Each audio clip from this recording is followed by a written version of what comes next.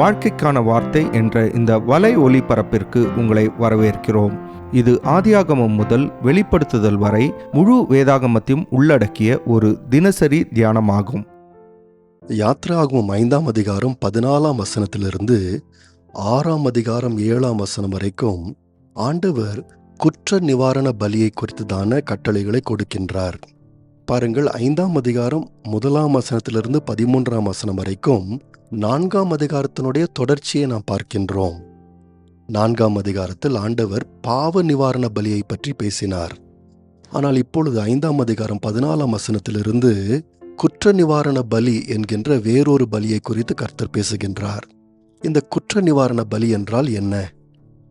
நீங்கள் 5ஆம் அதிகாரம் 14ஆம் வசனத்தில் வாசிக்கும் போது, ஒருவன் கர்த்தருக்குரிய பரிசுத்தமானவைகளில் குற்றம் செய்து அறியாமையினால் பாவத்துக்குட்பட்டால் அவன் தன் குற்றத்து நிமித்தம் பரிசுத்த ஸ்தலத்து சேக்கல் கணக்கின்படியே நீ அவன் மேல் சுமத்தும் அபராதம் எவ்வளவோ அவ்வளவு வெள்ளி சேக்கல் பெறும் பழுதற்ற ஒரு ஆட்டுக்கடாவை குற்ற நிவாரண பலியாக கர்த்தருடைய சந்நிதியில் கொண்டு வர வேண்டும் என்று ஆண்டவர் சொல்லுகின்றார்.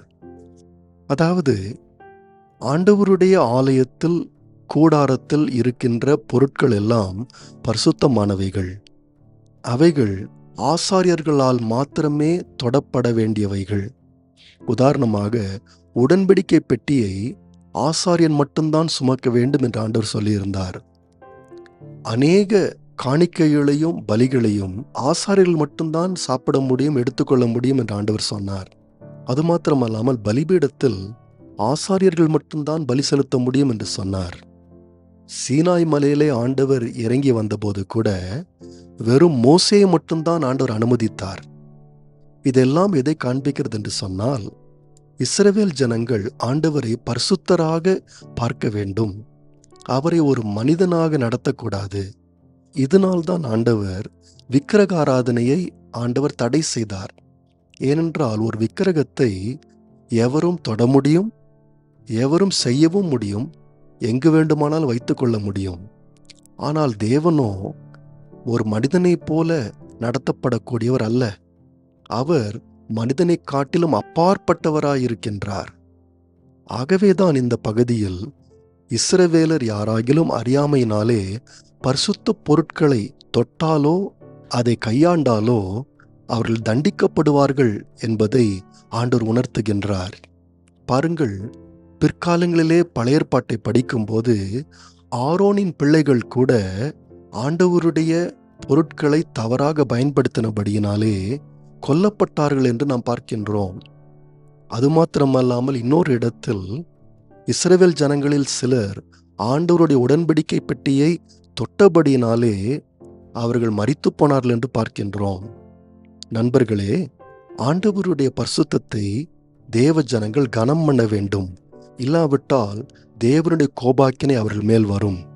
இதனால்தான் ஆண்டவர் இப்படி இஸ்ரவேல் ஜனங்கள் அறியாமையினாலே தேவனுடைய பரிசுத்த பொருட்களை கையாண்டு விட்டால் அந்த குற்றத்திலிருந்து மன்னிப்பை பெற்றுக்கொள்ள குற்ற நிவாரண பலி என்கின்ற ஒரு வழியை ஆண்டவர் ஏற்படுத்தி கொடுத்தார். நண்பர்களே, தேவனுடைய பரிசுத்த காரியங்களை இன்றைக்கும் விசுவாசிகள் பரிசுத்தமாய் கையாளுகின்றார்கள். தேவனுடைய பிரசன்னம் பரிசுத்தமாய் இருக்கின்றபடினாலே தேவனுடைய பிரசன்னத்தில் பரிசுத்தத்தை காத்துக்கொள்ளுகின்றார்கள். விசுவாசிகளின் சரீரமே தேவனுடைய ஆலயமாய் இருக்கின்றபடினாலே அதை பரிசுத்தமாய் காத்துக்கொள்ளுகின்றார்கள். பாருங்கள், இந்த குற்ற நிவாரண பலியானது 2 விதமாக செலுத்தப்பட வேண்டும். ஒன்று, ஆண்டவருக்கு ஒரு மிருகத்தை பலியாய் கொண்டு வர வேண்டும். 2வதாக 20% அபராதத்தை ஆலயத்தில் கொண்டு வந்து ஆசாரியனிடத்தில் கொடுக்க வேண்டும். இப்பொழுது 6ஆம் அதிகாரம் 1லிருந்து 7ஆம் வசனத்தை நாம் வாசிக்கும் போது இஸ்ரவேலர்கள் கவனமாக இருக்க வேண்டிய இன்னொரு குற்றத்தை குறித்து நாம் அங்கே வாசிக்கின்றோம். அது என்னவென்றால், மற்றவர்களுடைய பொருட்களை குறித்து கவனமாக இருக்க வேண்டும், அதை தவறாக கையாளக்கூடாது. இப்பொழுது நாம் ஆண்டவருடைய ஆலயத்தில் இருக்கும் பொருட்களும் அயலானுடைய பொருட்களும் எப்படி ஒன்றாக இருக்க முடியும் என்று நாம் யோசிக்க முடியும். பாருங்கள், ஆண்டவருடைய பொருட்கள் பரிசுத்தமானவைகள். ஆனால் அதே போல அயலானுடைய பொருட்களையும் சாதாரணமாக எடுத்துக்கொள்ள முடியாது. அவைகள் கனத்துக்குரியவைகள். ஏனென்றால் நம்பிக்கையின் அடிப்படையில் ஒரு மனிதனுக்கு அது கொடுக்கப்படுகின்றது. ஆனால் அந்த மனிதனோ அந்த நம்பிக்கையை கனம் பண்ணாதபடிக்கு இருப்பான் என்று சொன்னால், எப்படி ஆண்டவரை கனவீனப்படுத்துகிறானோ அதே போல இந்த நம்பிக்கையும் கனவீனப்படுத்துகின்றான். பாருங்கள், இஸ்ரவேல் ஜனங்கள் நாம் இன்றைக்கு வாழுகின்ற அதே போன்ற ஒரு காலத்தில் தான் அவர்களும் வாழ்ந்தார்கள். அன்றைக்கும் அநேகர் மற்றவர்களை பற்றி கவலைப்படவில்லை, சுயநலவாதிகளாய் வாழ்ந்தார்கள். ஏன்? மற்றவர்களுடைய பொருட்களை களவாடினார்கள். தேசங்களே மற்ற தேசங்களை கொள்ளையடித்தன. ஆனால் ஆண்டவரோ இஸ்ரவேல் ஜனங்கள் வித்தியாசமான ஒரு தேசமாக, பரிசுத்த ஜனமாய் இருக்க வேண்டும் என்று விரும்பி அவர்களை வடிவமைத்து கொண்டிருந்தார். ஆகவேதான் இஸ்ரவேல் ஜனங்கள் தேவனை நேசிப்பது எவ்வளவு முக்கியமானதோ அதே போல அயலானையும் நேசிக்க வேண்டும் என்று சொல்லி தம்முடைய சுபாவத்தை அவர்கள் கற்றுக் கொடுத்தார்.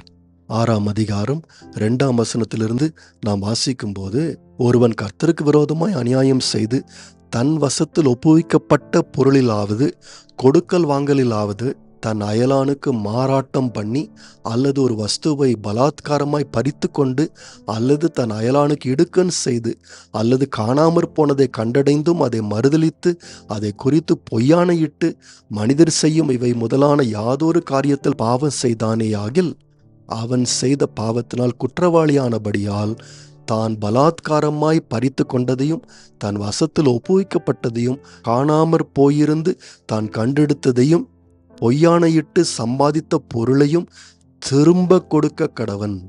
அந்த முதலை கொடுக்கிறதும் அல்லாமல் அதனோடு 1/5 அதிகமாகவும் கூட்டி அதைத்தான் குற்ற நிவாரண பலியை இடும் நாளிலே அதற்குரியவனுக்கு கொடுத்துவிட்டு, தன் குற்ற நிவாரண பலியாக உன் மதிப்புக்கு சரியான பழுதற்ற ஆட்டுக்கடாவை கர்த்தருக்கு செலுத்தும்படி அதை ஆசாரியனிடத்தில் குற்ற நிவாரண பலியாக கொண்டு வருவானாக என்று கர்த்தர் சொல்லுகின்றார். மறுபடியும் பாருங்கள், இஸ்ரவேல் ஜனங்கள் 2 விதமாக அவருடைய குற்றத்தை போக்க வேண்டும்.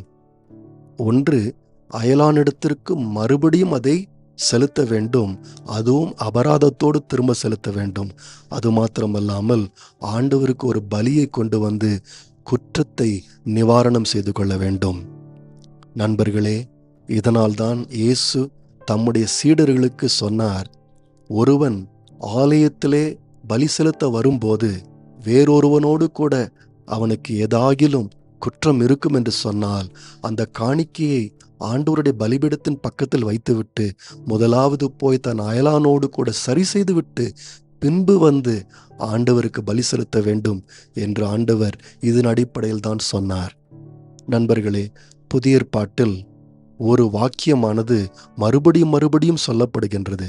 அது என்னவென்றால், நீங்கள் ஒருவருக்கொருவர் என்ற வார்த்தை. அது ஆண்டவருடைய சபையானது ஆண்டவருடைய சமுதாயமாய் இருக்கின்றது. அங்கே இருக்கும் விசுவாசிகள் ஒருவரையொருவர் நேசிக்கிறார்கள், ஒருவரையொருவர் பராமரிக்கிறார்கள், ஒருவரையொருவர் தாங்கி கட்டி எழுப்புகின்றார்கள். நண்பர்களே, விசுவாசிகள் மற்றவர்களை ஏமாற்றியோ அவர்களுக்கு விரோதமாக குற்றம் செய்யும் போதோ சகேயுவை போல அவர்கள் எடுத்ததை மறுபடியும் கொடுக்கின்றார்கள். நாம் வாழும் உலகத்தில் எல்லாம் சாதாரணமாக எண்ணப்படுகின்றது. ஆனால் ஒரு விசுவாசியை பொறுத்த மட்டில் ஆண்டவருடைய பார்வையிலிருந்து பார்க்கும்போது சில காரியங்கள் புனிதமான காரியங்களாய் இருக்கின்றது. அதை சாதாரணமாக எடுத்துக்கொள்ள முடியாது. ஆகவே ஒரு விசுவாசியானவன் தேவன் எதை பரிசுத்தம், புனிதம் என்று சொல்லுகின்றாரோ அதை விசேஷமானதாக கருதுகின்றார். அதை ஆண்டவருடைய வார்த்தையின்படி அவர் செய்கின்றார். நேயர்களே, இந்நிகழ்ச்சியை கேட்டதற்காய் நன்றி. மீண்டும் ஒரு புதிய அத்தியாயத்துடன் வாழ்க்கைக்கான வார்த்தையில் நாளை சந்திப்போம்.